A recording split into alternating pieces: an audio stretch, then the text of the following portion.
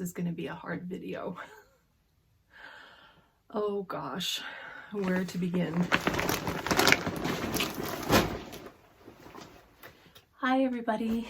Thanks so much for coming to spend time with me in my first official video for 2024.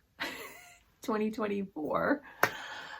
Happy New Year. I hope you all had a wonderful holiday season. I hope your Christmas was wonderful, your New Year's was wonderful. I am so thankful, like I cannot tell you, for the greatest thing that happened to me, and actually happened to Tigray, but happened to me secondhand as his little mama, is that there was maybe 3 fireworks on New Year's Eve. And I am so thankful because for the last couple of years, he, especially the year before last, he has, for the first time ever, just had panic attacks. So I'm so thankful to start off the year, and I'm hoping the 4th of July would be even more wonderful if they go back to banning fireworks in my neighborhood like they used to. Anyways, we are here to talk about unfinished projects. And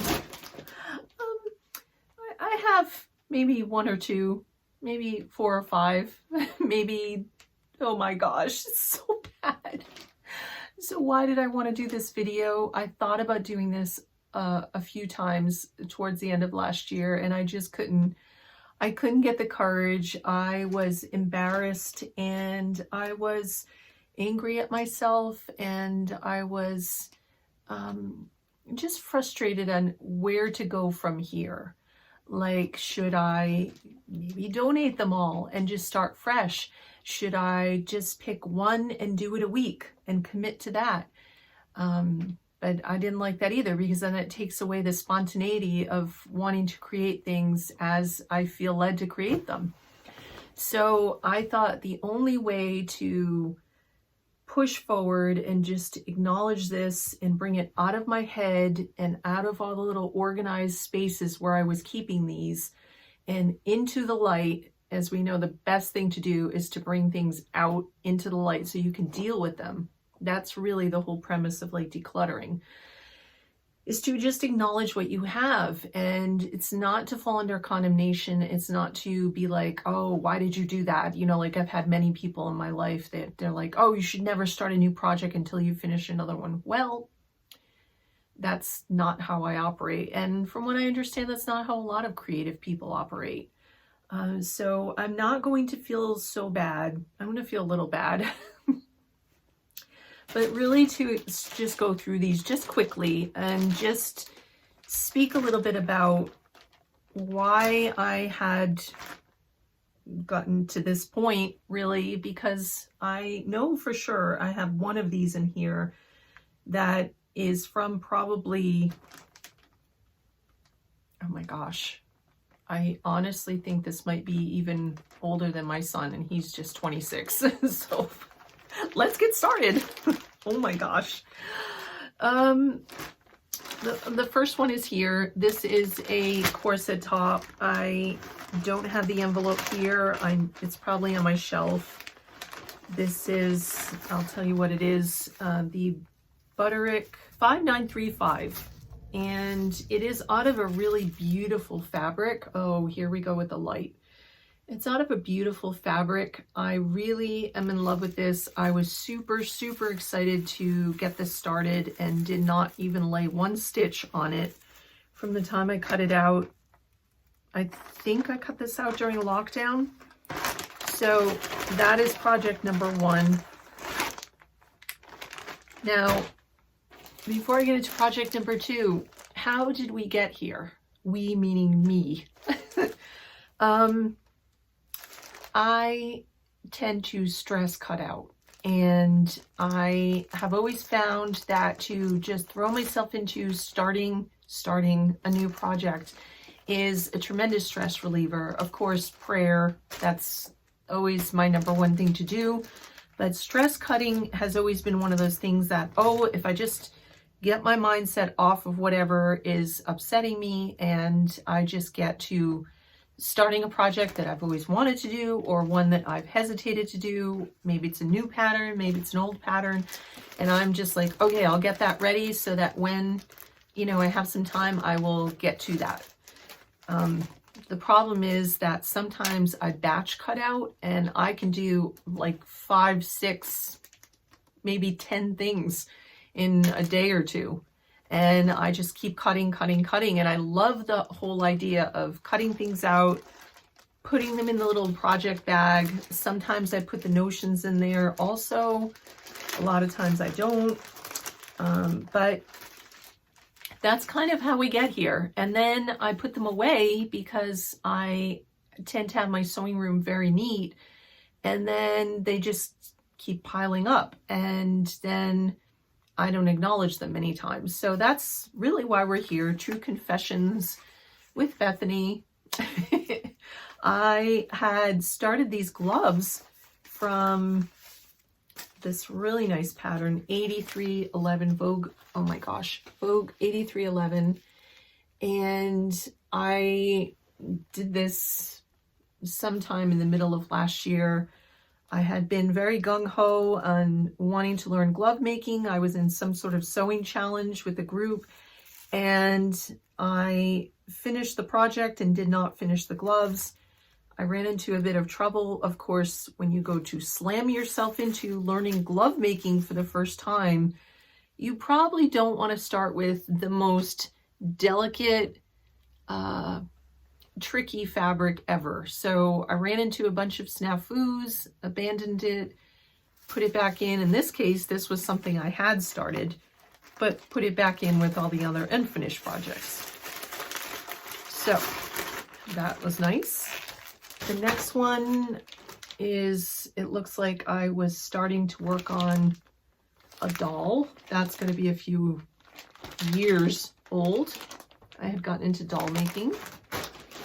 The next one we have, oh yes, oh gosh. See, I really want to make this one, but that's a McCall's. It looks like 8272. And I had cut out view D, the one there with the little padded handle. And I did it out of a velvet that I had, that I believe I had thrifted a long time ago. So I really actually want to get this one made. That's exciting me all over again. I did have the heavy duty zipper. This one is a Hot Patterns 1142, this really cute little top. It's called the Fast and Fabulous Fiesta Knit Top. This light is really, I don't know, wherever I go, no matter what time of day, either it's dark or it's doing this thing because I have blinds. But that is the pattern. And I had started this one. I had gotten a thrifted fabric that looked to be from this, maybe the 70s, possibly 80s, but I think it was the 70s. And this one I had also started, but I found that the knit, that yes, it is a stretchy knit, but the knit, oh my gosh, can you, I think I'm gonna have to move my chair. Can you see that, how it was running when you stretched it out? And I was more than halfway to finishing this, and I ended up abandoning it because of that fact. And I don't know if I should just, you know, recycle the fabric, maybe use it, cut it up and use it for stuffing for something or some, I don't know. Maybe I'll just push ahead and continue to make it. I don't know. That is that. I made a whole ton, or cut out a whole ton of these clutch bags. I don't know what that sticker is from, something. But yeah, I had done them. That's a long time ago. I have all the linings, all the zippers, everything in there. And I had cut those out thinking prospectively I was going to make them and put them in my Etsy shop. Didn't do that. This is one that I had done recently. It was in that big haul of vintage patterns that I had done recently. I'll put the link up here. And I did cut this one out right away because I happen to have the thrifted fabric that I could use for it. So that is the cute thrifted fabric. It's a vintage terry cloth. And I thought that would just be, be the cutest thing to make that up. It's McCall's 6597. I just think that's so cute for throwing on in the hot summer months, even over a bathing suit. Not that I've been to the beach in forever, but that is the idea. Or to wear around the house. I have everything cut out. That should take probably about an hour to make. And sorry for all the crinkles. This is unfortunate. They're all in plastic bags. This one I'm not going to take out because I didn't start it at all. But this was when I was dabbling in historic costuming and I had fallen in love with 18th century clothing. And I cut this out as another under slip layer. I don't remember, the chemise. And I had cut it out of a thrifted bed sheet. And the Simplicity 8162. So I will eventually be getting that done. Ah, I found it. This has got to be the oldest one that I have, that I had cut out and had not finished. I believe I had started this, but truly this is not recently acquired. This is an old one. This is from 2001, so it's not quite as old as my son, but almost. And I had cut out this little jacket right here. And to my recollection, I did do a fair bit of work on this. Oh yeah. My sewing skills have improved a lot since then. But this was the fabric that I had used. And I believe, I thought it was oh yeah, it's like a very abstract-y butterfly type print. And, you know, I really want this. I really want to have this and wear it. So I've really got to get this finished. It should not be that much more work on it because it looks like it's half done. Next, I have an Anna Maria pattern.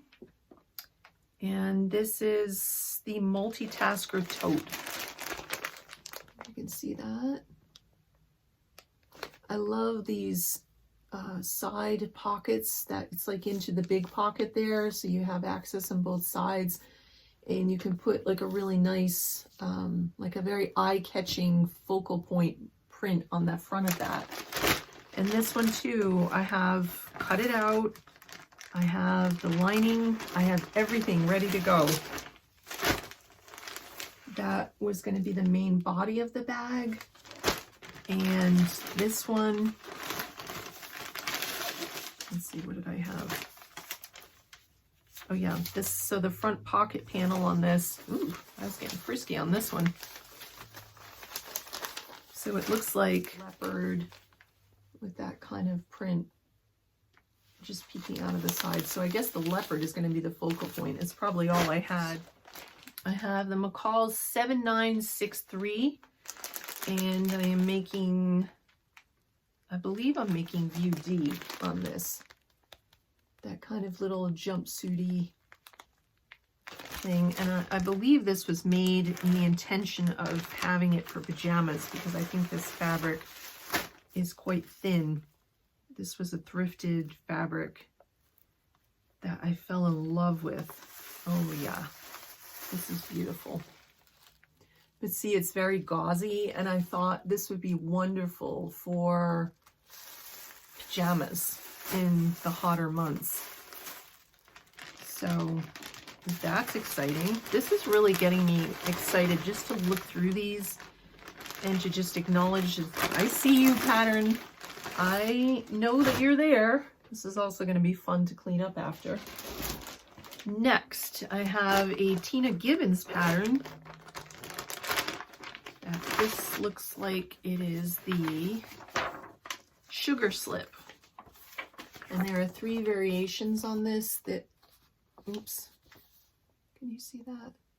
3 variations on this. I believe I was cutting out this one with the multi-layers of ruffles. And this is a slip that you would either wear over or under something for, you know, a very boho layered look. So I've got all the pieces for this one. And yeah, this one is another beautiful thrifted fabric. Oh my gosh, how gorgeous. Look at that gauze. And it has leaves all over it with the little raised bits on it. Oh, I love that so much. So that looks like everything is cut out, ready to go. I'm very organized. I even put all the pieces back and I put them in like a hard envelope. So I was super organized with that one. Next one is McCall's 8193. They have this sheet and like a pink, yeah. It's just going to be alternating between the two. It looks like, oh, I just have 2 fabrics. Okay. The next one is a new look pattern, 6599. So if you saw my haul of all of those vintage shirt patterns and I said I'm always looking for that kind of shirt like in thrift stores, then this is a modern day version of those kind of shirts. A very cute vintage bed sheet. So I think with, it looks like I have a ton of lace to do all the little rufflies on that. That is going to be so super cute. I believe that the one that I cut out was, I think I cut out view A because I really like that scoopy neckline and the way it fits, and then it just flares out in the little puff sleeve. Ooh, I'm excited about that. I have, oh, this looks like it's nearly, it's like I have a corset top that's nearly finished. I even have sewn in a little label on the inside. It looks like I've finished binding the bottom and the front edge, or the back edge actually, and it's already boned. So that's amazing. Oh, this must have gone with when I was doing the 18th century clothes. And I was doing, this was probably to go with that other chemise that I was starting another dress. Yeah. And this looks like all the skirt, all the tiers look like they're put together.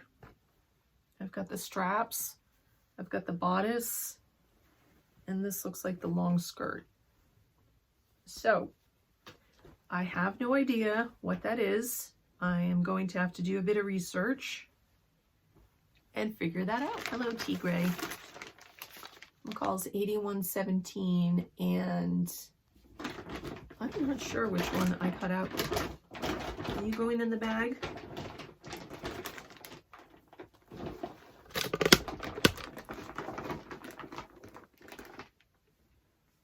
Are you an unfinished project? Are you just inspecting? Okay, so I'm not sure. I think I had done the one shoulder one. I really thought that was such a cute shape. And the fact that it was stretch means that it's kind of like, it's going to fit, but will be more forgiving than if you were doing it out of a woven. Okay, so I had done it out of this really cool stretchy fabric that looks to be like a woven, pretty metallic. Now that's exciting. And then I will leave him on what he's got, and we will go on to the next bag. Okay. Now, oh gosh, this has been already hard enough where it's good. It's like a good thing and not a good thing. It's like when you take the Band-Aid off of a wound and you let the air get to it for a little while before you cover it up again to try to help the healing. That's what I feel like I'm doing. Oh, and now this is when I had last year decided, I think it was the end of last year. No, the year before, 2022, that I had gone and decided that for the first time in my life, I was going through a lot of stuff, and it was a lot of things that were out of my control. Anyway, stuff that was very difficult emotionally. And I decided that, you know what, for the first time in my life, I'm going to get my hair properly bleached, and I'm going to dress and design all these clothes that were very 1950s, which I've always wanted to do. And long story short, I'm not going to get into all that right now, but I did do my hair. I did bleach it. It was kind of okay. I was very excited, but it was kind of okay. The next time I went and she touched it up, it was amazing. I did have to cut off a lot of my hair during that time. That was kind of sad, but it was all like a fresh growth, fresh new thing. And I thought my hair will grow, and a lot of stuff happened during that time. And I went from the highest high of being so super happy with my hair to a really, really low, heartbreaking time. And during that time, I had cut out a lot of 1950s clothing. Oh gosh, so I don't even know if this is everything, because I had also sewn a lot during that time, and I do have some of those things, but they're not, I mean, they're finished, so they're not in the unfinished projects. Actually, this wasn't a 1950s, but this was a hat that I guess just ended up thrown in here. It's called a Tilly hat. I got this from Etsy by the company called Fable Guild. It is a historic style of hat, but it's not 1950s. But I had started that out of a very beautiful metallic velvet. And I really do need to finish that. Look at that. It's so gorgeous. Oh gosh. Yeah, that would be nice to make. So the first one we have, this was also out of a vintage bed sheet, and it's a Gertie pattern. Butterick 6556. Very cute dress. I'm pretty sure I was doing this one. Very, very pretty. And this is, looks like a little pink and white, almost like a leopard print. And oh, that's the bust actually. So that I had started, and I put it back in here. Oh gosh, this is, I think, even harder to face than all of that other pattern. Simplicity 9288. And it looks like it's just a flared skirt. It's not a circle skirt, because it does have a bunch of pleaties in it, if you can see. So that's a little trickier to get all those pleats nice. And that was actually out of some thrifted, that was, I believe, a thrifted curtain that I'm going to cut that out of. Oh my goodness. Okay, so there it is. It doesn't want to come out of the bag. Very reluctant. Butterick 5880. I actually was starting to put this one together, and I had a lot of trouble. And I think this might have been a me thing more than the pattern. I am looking forward to try to finish this. This was thrifted stretchy taffeta, and I probably should not have used a stretch with this. It ended up, to my recollection, this ended up becoming huge, just huge. and I'm not exactly sure why. I'm doing a lot of talking. I had to get some water. The next one is also a Gertie pattern. It's Simplicity 9297, and I am making this one. This was actually a taffeta with velvet, like cheetah spots on it. I don't know if you can see that, if you can see the texture of it, but it's beautiful. It is just so beautiful. And that I had gotten thrifted, as well as the lining was a really strange, I don't know if you can see that, but it was a strange, kind of a heavier weight lining. I had cut out a true circle skirt out of Simplicity. This was actually a reissue pattern from the 1950s. Simplicity 8446. And so, yeah, it's to make a circle skirt, but I was not going to do all that doodahs on there. I was just going to do it simply. And that was from a also thrifted cranberry corduroy fabric, but a very soft, very, very soft. Almost feels like velvet, like a velvet corduroy. This is another reproduction or reissue of Butterick 6055. I love this dress so much, just so much. Those pockets, I love the fit, and then that circle skirt flaring out. I love it. I'm really hoping when I get around to doing these, working on these 1950s styles, that I'm hoping that I can make some of them fit, because I am actually in the process of getting back in shape, and I've already lost 5 pounds, which doesn't sound like much, but to me it is. So this is another embossed taffeta where the velvet is actually raised up. Beautiful, beautiful fabric. It's a gray with a bit of a sheen to it. Oh, gorgeous. So that will be wonderful to finish as well.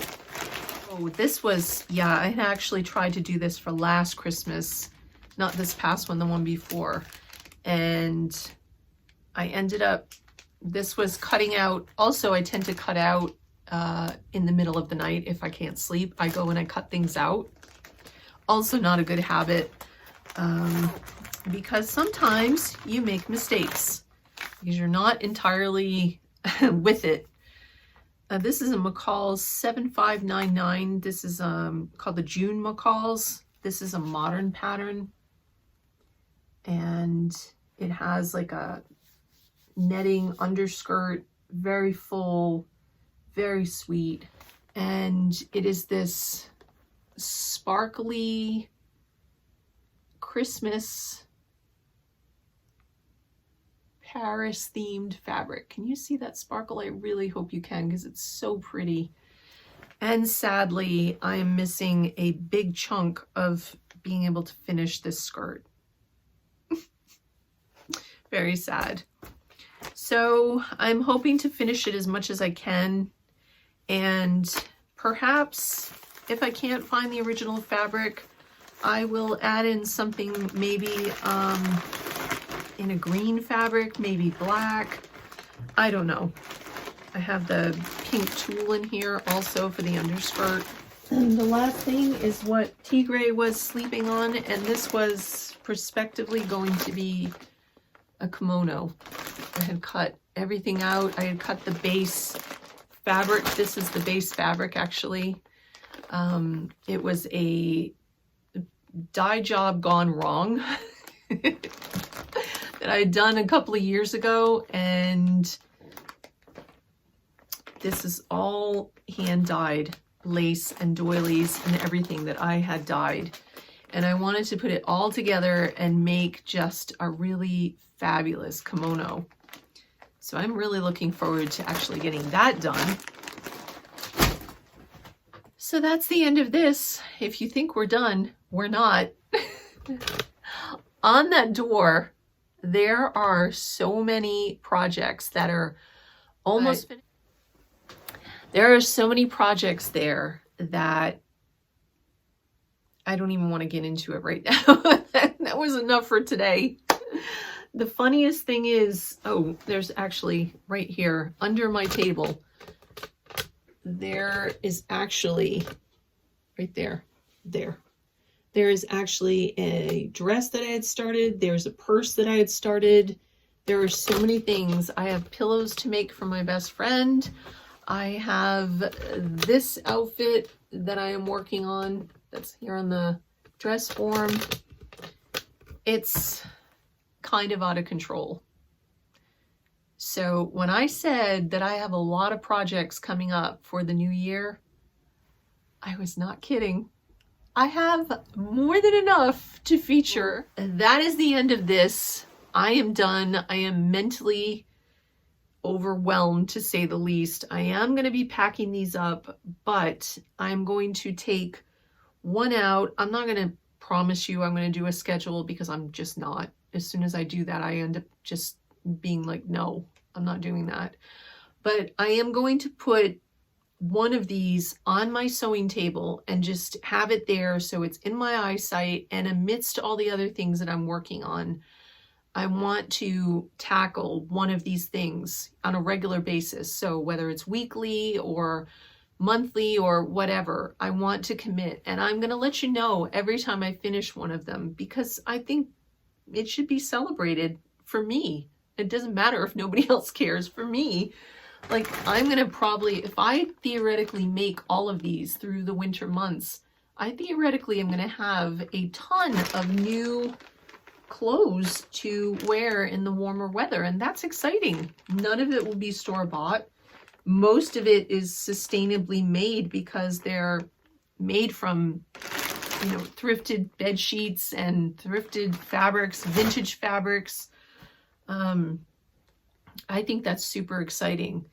I am very happy I did this.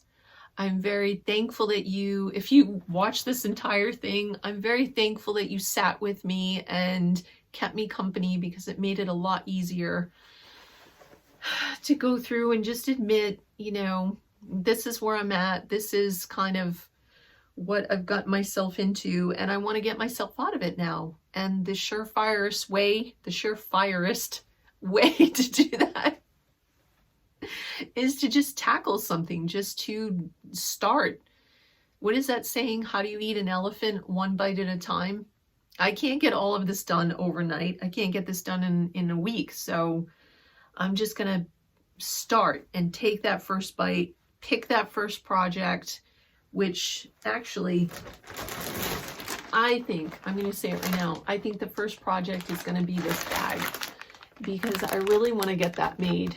That, as soon as I took that out, I was like, ooh, you get that excitement. You're like, oh, I can't wait till that's done. So if I'm feeling that with this, that is good. And I can definitely wear that now, because that's like a wintry kind of velvety thing. So that's where I'm at. Thank you so much. I'm sure this was very long, and even if you fast forwarded through it or watched a few minutes, I appreciate you so much. I love you. I hope you stay abundantly inspired and have a great day. Happy New Year. Bye.